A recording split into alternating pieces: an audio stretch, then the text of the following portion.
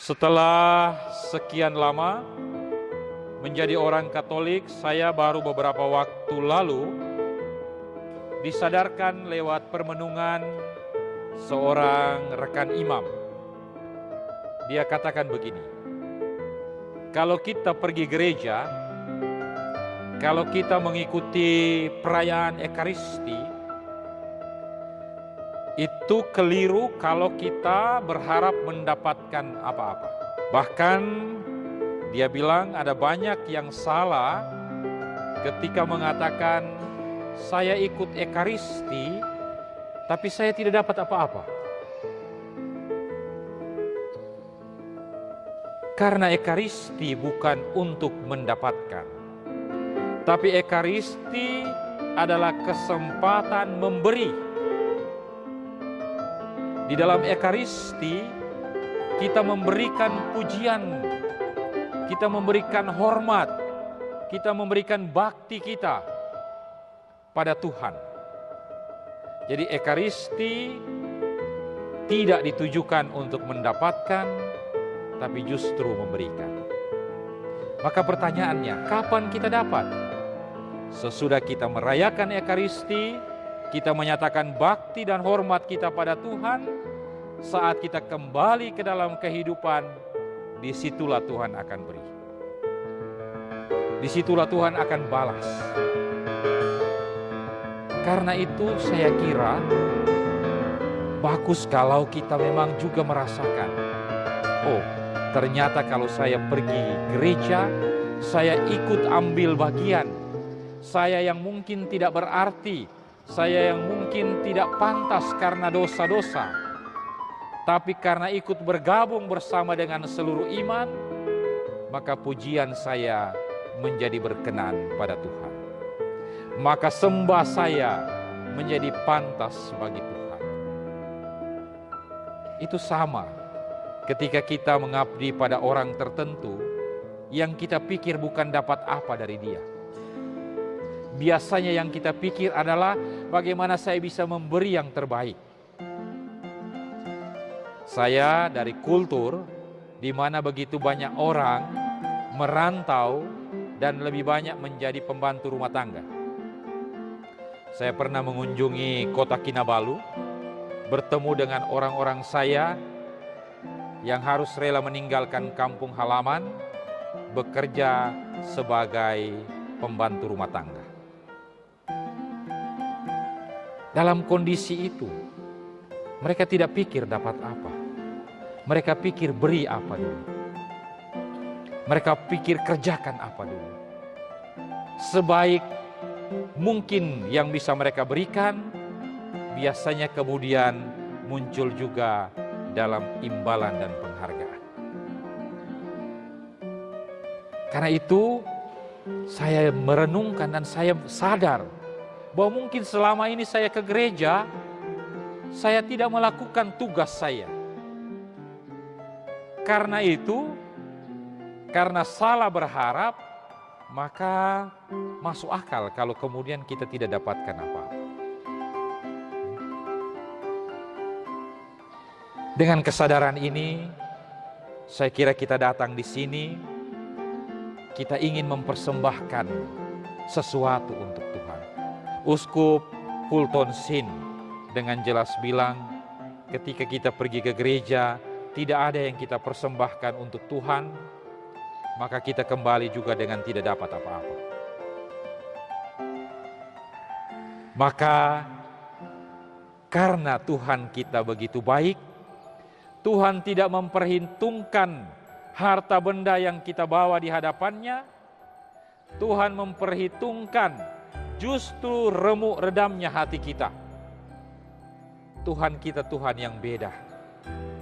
Dia tidak datang untuk dibawa persembahan dalam bentuk harta kekayaan kemuliaan. Tapi dia datang menyambut, menerima setiap hati, setiap hidup yang barangkali remuk redam, yang barangkali cacat dan bercelah, yang barangkali tidak sempurna. Itu yang Tuhan terima. Itu yang Tuhan sambut. Maka adalah kerugian besar kalau kita tidak datang dan meletakkan semua itu di hadapan Tuhan.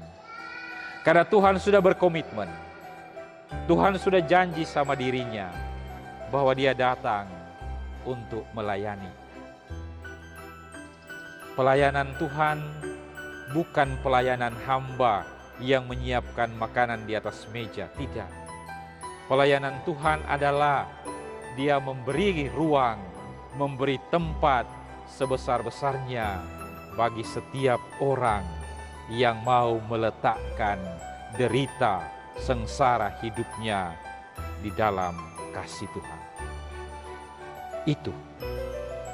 Maka kalau kita menyia-nyiakan kesempatan itu, saya kira sebuah kerugian besar. Sebuah kesempatan yang berlalu tanpa pernah kita bisa lupakan betapa kita sudah melakukan kesalahan besar. Terkadang dalam hidup kita merasa melewatkan sebuah kesempatan yang sangat-sangat luar biasa. Lalu kita mulai bilang, menyesal sekali kita tidak pilih. Saya ingat satu waktu saya dalam perjalanan ke Bitung. Kemudian saya membatalkan kunjungan saya kepada satu keluarga yang begitu dekat. Dengan harapan Desember nanti kita pulang, saya boleh berlibur. Tapi apa yang terjadi? Tiba hari itu di Manila, besoknya saya menerima kabar saudari atau ibu itu meninggal. Saya sampai hari ini tidak pernah melupakan penyesalan yang saya buat karena sudah dekat tapi tidak pergi. Saya kira ini satu pengalaman pribadi yang bisa menjadi cermin pengalaman kita semua.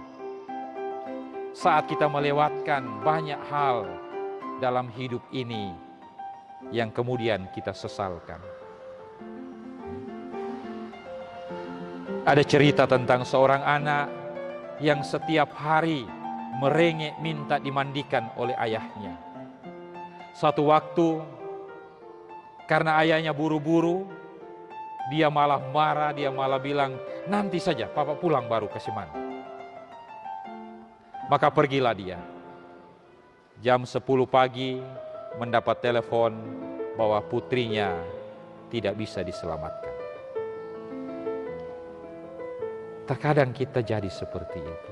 Nah, apakah kita juga mau menyesali setiap kesempatan yang Tuhan berikan karena tidak meletakkan apa yang ingin kita persembahkan di dalam cintanya? Nah, apa kita juga mau menyesal karena setiap kali Tuhan mau melayani kita, tapi kita menolak kesempatan itu. Dan kita terus-terus membawa segala beban yang tak ingin kita lepaskan. Kita terus-menerus membawa segala susah derita yang kita keluhkan, tapi tak ingin kita tinggalkan. Terkadang kita perlu untuk menyadari bahwa kita pergi ke gereja, kita pergi berdoa adalah sebuah kesempatan memberi. Maka saya setuju dengan seorang pastor menjawab pertanyaan umat. Dia bilang begini, Tuhan, saya sudah berdoa, tetapi doa saya seperti tidak didengarkan. Pastor bilang begini, Tuhan tidak selalu beri. Tuhan terkadang Dia ambil. Dia ambil derita kita. Dia ambil dosa-dosa kita. Dia ambil segala salah lemah kita. Jadi kalau kita tidak memberi atau kita tidak mendapat, minimal kita bersyukur karena Tuhan ambil sebagian dari beban kehidupan rohani kita. Mungkin kehidupan fisik tidak. Kita makan 3 kali sehari. Kita pakaian ada. Kita pergi kemana-mana ada kendaraan. Tapi jangan lupa, ada kalanya yang terbebani justru rohani kita. Yang terbebani justru batin kita. Yang terbebani justru rasa kita. Kenapa tidak menceritakannya pada Tuhan? Kenapa tidak meletakkannya di bawah kaki Tuhan? Semoga setiap langkah yang kita buat di dalam kehidupan, karena kita sudah memberi sebagai kewajiban kita, Tuhan juga akan memberikan. Bukan karena kewajibannya, tapi karena Dia mencintai kita lebih dari apapun. Bahkan lebih dari diri kita mencintainya. Semoga Tuhan menjamah hati kita. Semoga Tuhan menyentuh hati kita. Kita lepaskan, kita letakkan dalam kesempatan ini di hadapan Tuhan. Amin.